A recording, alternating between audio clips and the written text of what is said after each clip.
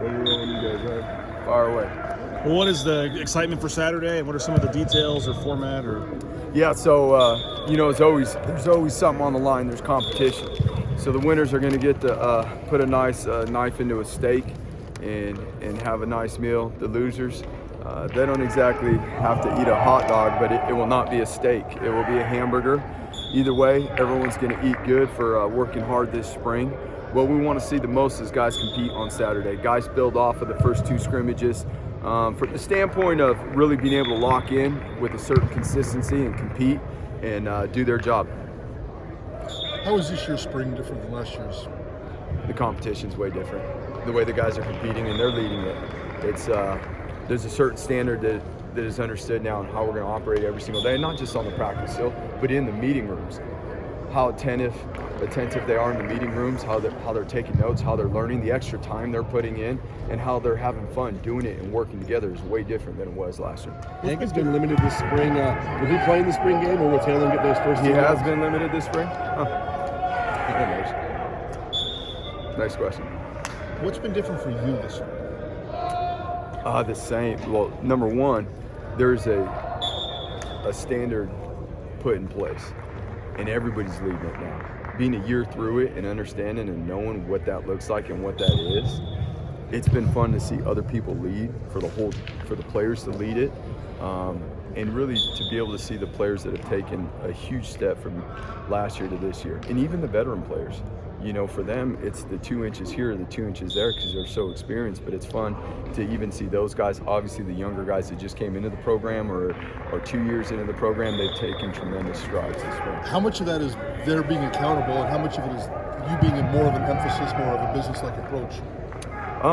It's probably a combination, that them understanding what it looks like and what it needs to be every day, and to come out here and still have fun and handle the work that needs to get done a certain way, the way it's always been done. we talked to Divine yesterday or the other day, and he talked about having the extra COVID year. These last 2 years, when you've seen these guys that get this extra year they weren't sure they were going to get or know about, how do you see them approach that, or what's the benefit of that for them? I mean, from their approach, they're getting the opportunity to come back and do something they otherwise wouldn't have, given them what happened a few years ago. I've seen guys last year that are extremely grateful for that. Each individual, what their purpose is with that is obviously different. It's not all the same. But we're really fortunate from the standpoint of we got a lot of seniors coming back, a lot of guys with the experience. Now, we can't get complacent with that. That standard needs to be led by those guys. Building on Divine, we saw that he's lost like 25 pounds this year. What have you seen out of him so far this spring? Well, I think just his mobility and his flexibility, but he is still explosive. Just because he lost weight doesn't mean that he's not explosive in his physicality. Dimitri did the same thing last year where he lost weight. My guy was up to like 280 and he got down to 265. His agility, his burst was better, and he actually played more physical. The other day, Austin called himself, when he got here, maybe a superior athlete, but not necessarily a superior football player. I think that's how he phrased it. I can't remember exactly, but who? What did you just say? Bolt? Yeah. He said he might have been like a superior athlete when he got here, but he said that. But he didn't know if he. I wasn't here when he said that. So let's move on. Go on to the next question. Okay. Well, how have you seen him grow as a football player? I guess because that's what he was emphasizing. That he's really grown as a football player. From last year to this year. Yes. When I've been here and had the time to be around him, he has grown just from the mental side and understanding what it looks like at this level. It's obviously different for all these guys. Not only him, it's different from the guys that come from junior college playing at this level opposed to being at a junior college or at a high school. The systems are more complex, the expectations are higher, and he's learning to be more consistent with that, and obviously that turns into production on the field, which is awesome for the team. So we're looking forward to seeing Austin this Saturday, put it together consistently, and that's why everyone's got to come out and see what he looks like now and see the growth, not only by Austin, but by all the other guys on the team. Austin Genty, where's he now compared to maybe day one of spring ball and some expectations on Saturday? Yeah, it's obviously from day number one, we've been able to have 2 live scrimmages, and that's where it's really shown, in those live situations, how he can break tackles, how he can make people miss, the physicality for a young guy that he brings already. Now there's a lot of room for growth, obviously. There's the more demanding and the things that take maybe a little bit more time, like protections and things like that. Obviously, we got to keep growing there. What are your expectations for Saturday? What are you specifically going to try to accomplish? to build off of the things that we learned from the first 2 scrimmages, we want to see it go back and forth. It needs to go back and forth between offense and defense. But how players have the confidence to handle the pre-snap, their assignments, their responsibilities, how they communicate together, how they respond from a play that maybe didn't go well, how they respond from a play that did go well and keep that momentum going, and see them be able to put it together throughout all the situations that are going to pop up in the scrimmage. And Joel can hit those situations with you guys because he is the commissioner of the scrimmage, and he decides what the winners get to eat and all those things. So he's got a list of the scoring system and the rules that will be put into place, and a little bit of the situational stuff that will be implemented into the scrimmage to ensure that we hit certain things. And it's a little bit funner too. We'll play a game called Lockout in the red zone that you guys will get to see, that we'll put in the second quarter of the scrimmage. You switched, took away Friday and added Monday or something for the practice schedule, like to have the extra practice after the spring game. What's kind of the reasoning? I know you want to just walk through stuff from the game, or what's? Yeah, we'll be able to clean some stuff up and obviously get the guys ready for when they come back in the summer too. When they're leading the practices, make sure they understand and help them with the things that they're going to need. But more importantly, there's certain things obviously in the scrimmage, BJ, that we're not going to be able to run, or that we don't want to run, right?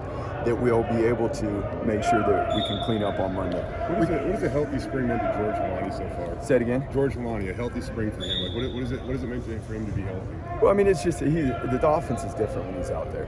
I mean, George doesn't play a whole lot in the live scrimmages. George has had a lot of live reps, okay? If there's someone that has been limited, that's George. Because we don't need to go out there and see George. We've seen him do that enough. But when George is on the field, both from a protection standpoint, which a lot of backs don't do, he can protect. George can line up and run routes. George can obviously do what he does out of the backfield. We're tremendously grateful, even for his growth. The offense is different when he's on the field. Talk a lot about players and how they've grown from year 1 to year 2. How have you grown as a head coach from year 1 to year 2?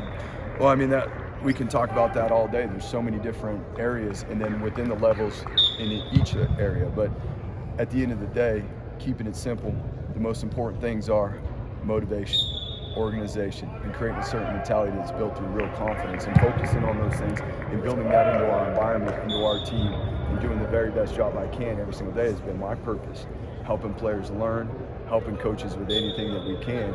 And we're really grateful because the coaches we have are extremely experienced and detailed, and I think the players see that, they recognize that, and they put that back in to what the coaches are doing. How's the O-line coming along? I know you got some injuries and some younger guys in there, but how they? There's a lot of young players getting reps right now, BJ, which is awesome. What comes with that is a little bit of growing pains, but through this after spring break, they've really made a huge jump.